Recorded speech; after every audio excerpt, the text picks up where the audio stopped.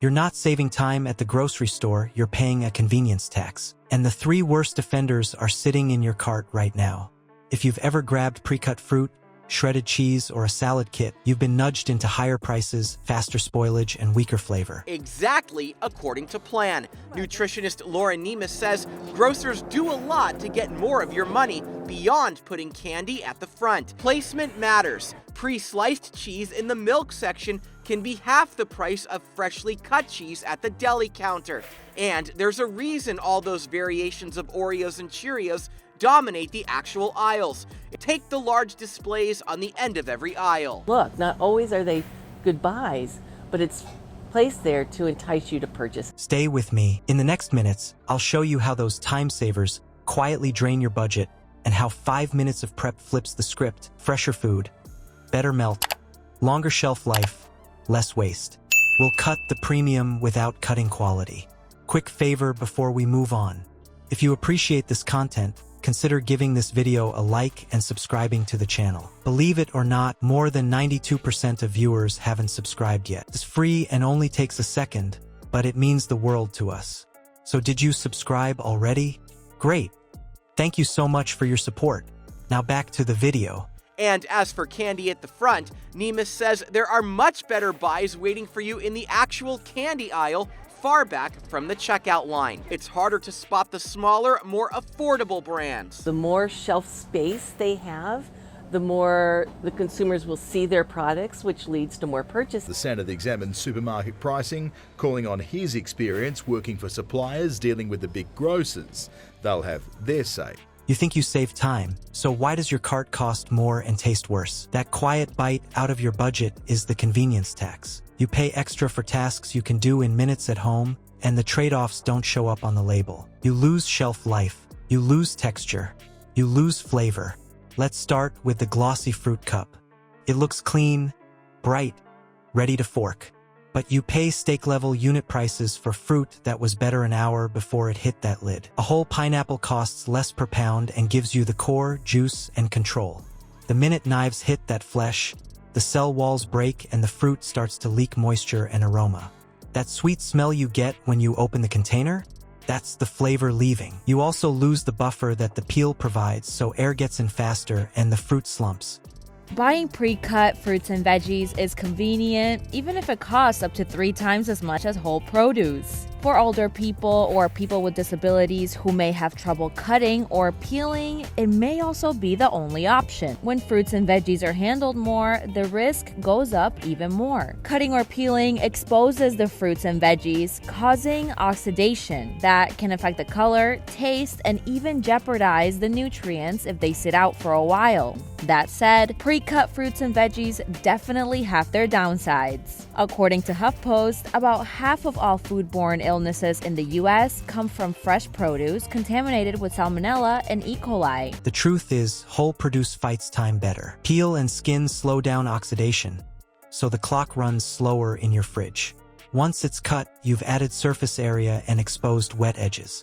Oxygen loves wet edges. That speeds browning and softening, and it pulls water out of the cells. You end up with a pool of juice at the bottom and fruit that tastes like it spent a night under a heat lamp. It's not unsafe by default, but it goes from crisp to limp in a day. What about other foods? The highest levels of endotoxins were found in meat and dairy, and the lowest levels in fresh fruits and vegetables. But that was testing whole fruits and vegetables. Most spoilage organisms can't penetrate the bone. What does that mean for all those convenient pre-chopped veggies these days? While endotoxins were not detectable in the majority of unprocessed vegetables, once you damage the protective outer layer of vegetables, you diminish their resistance to microbial growth, plant surface barrier, and spoil the inner tissues. I mean, that's why fruits and veggies can just sit out there all day in the sun, out in the fields, right? But once you cut them open, though, and bacteria can gain access to the inner tissues, within a matter of days, your veggies can start to spoil. Now let's move on to shredded cheese. The bag looks handy and neat. The strands pour out like confetti. But here's the kicker. Those strands are dusted in anti-caking agents like cellulose or potato starch to keep them from clumping. That powder keeps the cheese dry on purpose. Dry strands don't melt into a smooth sheet. They melt into a speckled layer with gaps, like gravel trying to be asphalt. On a pizza, you get dull pockets that never fully merge. In a quesadilla, edges soften while the center stays lumpy. In baked pasta, the top sets into a rubbery crust instead of that stretchy pull you want. Block cheddar behaves like cheese is supposed to. You grate it and it starts to clump a bit because it's real moisture and fat meeting real friction. That moisture is the thing that helps it melt into a uniform film. It blends, it bubbles, it browns. Per ounce, the block is usually cheaper. You trade a minute on the box grater for better melt, clean flavor, and no chalky aftertaste. If you need a week of shredded cheese, grate it, toss it with a tiny pinch of cornstarch yourself and stash it in a zip bag. You still get a smooth melt because you used less powder and fresher shreds. Pre-cut items also have a shorter shelf life and contain a lot of plastic. Very Well Fit points out that sometimes convenience is the better option, and pre-cut fruits and veggies help you make better choices when you feel like having a quick snack. Now the salad kit. Bag of greens, a sachet of dressing, a sprinkle of croutons and seeds. The math hurts. You're paying a high per pound rate for the greens, and the add-ins weigh almost nothing. Most of that price is for a pouch of sauce and a staged mix that often browns by day 3. Those greens traveled washed, cut, and wet. Wet leaves bruise faster, and the edges oxidize first. You think you're buying balance, but you're buying a tiny garnish and a recipe you could do blindfolded. Half the bag hits the bin when the first layer turns splotchy. The real kicker is how fast the waste stacks up. Cut fruit gives you a 1 to 2 day window before the texture goes. Shredded cheese loses melt strength before the sell-by. Salad kits start clean, then tank midweek when you need them most. That's money going out as drip, fuzz, and stale croutons. When you buy whole, you get options. Pineapple holds longer on the counter. Cheese block lasts in the drawer. Whole heads of lettuce stay crisp if you rinse, spin, and store with a paper towel. So what is the takeaway you can use tonight? Go whole when you can. Buy the pineapple, trim it once, and keep chunks dry in a sealed box. Grab the block, grate what you need, freeze a portion if you want a longer runway. Build a DIY salad base with whole romaine or a head of leaf lettuce, then add nuts, cheese, and dressing you already own. 5 minutes of prep buys you days of shelf life, better melt, and brighter taste. Now let's put dollar signs on those minutes.